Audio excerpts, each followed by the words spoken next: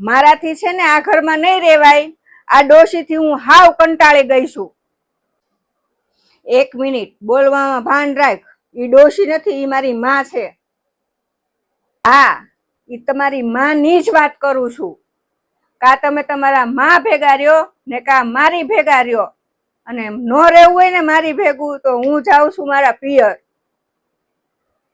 અને હા, તારે જાવું હોય ને તો તારા ઠેલા બેલા લબાચા ભરો અને જાવા દ્યો, જાવ।